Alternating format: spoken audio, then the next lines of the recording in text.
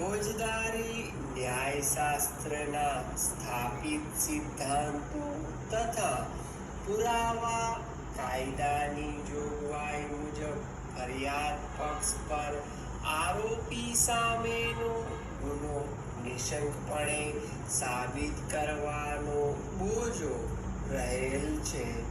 કાયદાથી એ પણ સ્થાપિત છે કે જો ફરિયાદ પક્ષના કેસ અંગે કેસના મૂળ સુધી જાય તે રીતની મહત્વની શંકા ઊભી થાય તો તેનો લાભ આરોપી પક્ષને આપવો જોઈએ.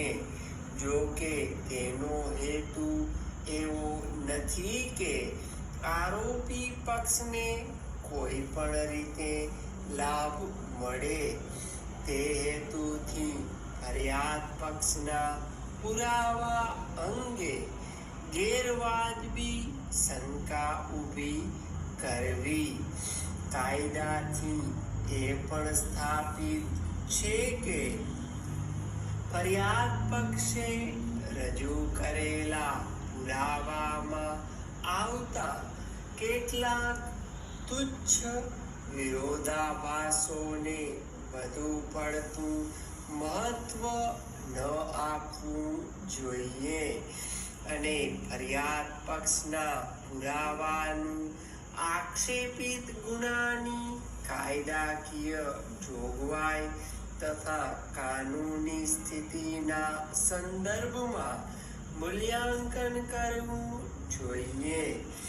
આ સ્થાપિત કાનૂની સ્થિતિના પરિઘમાં હાલના કેસમાં ફરિયાદ પક્ષે રજૂ કરેલ પુરાવાનું કાળજીપૂર્વક મૂલ્યાંકન કરવું આવશ્યક બને છે.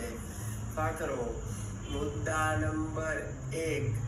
આ કામે મુદ્દા નંબર 1 મુજબ સૌપ્રથમ એ નિર્ણિત કરવાનું રહે છે કે શું ચંચલબેન તે શંકુતલાબેન સતબીરસિંહ રાજપૂતની દીકરીનું મૃત્યુ અકુદરતી મૃત્યુ હતું કે કેમ. બીજા શબ્દોમાં મરનારનું મૃત્યુ કુદરતી રીતે અકસ્માતથી કે આત્મહત્યાથી થયેલ ન હતું, બલકે તે મનુષ્યવધ હતો તેવું સાબિત કરવું પડે.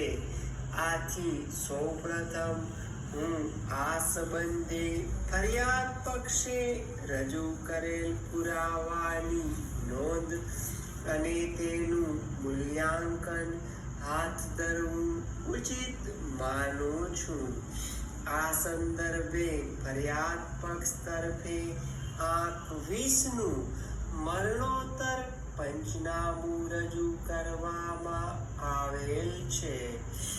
આ પંચનામાના પંચ સાહેદો શોએબ નબી શેખને સાહેદ નંબર 6 તરીકે આંક 19થી તથા ગણેશ ભીખાજી ચાંદોરેને સાહેદ નંબર 7 તરીકે આંક 21થી તપાસવામાં આવેલ છે.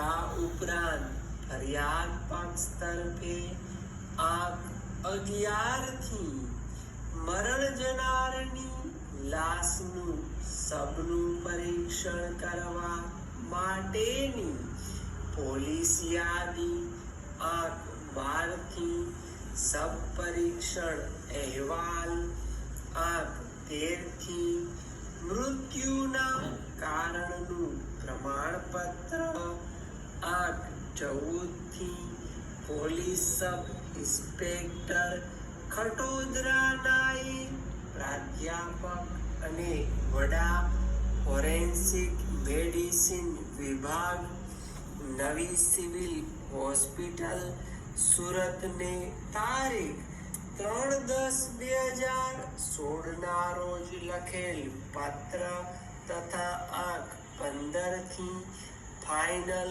કોઝ ઓફ ડેથ સર્ટિફિકેટ રજૂ કરેલ છે અને મરનારની લાશનું શબ પરીક્ષણ કરનાર ડોક્ટર ઉમેશ પ્રકાશચંદ્ર પટેલને શાહેદ નંબર 3 તરીકે આંક 10 થી તપાસેલ છે.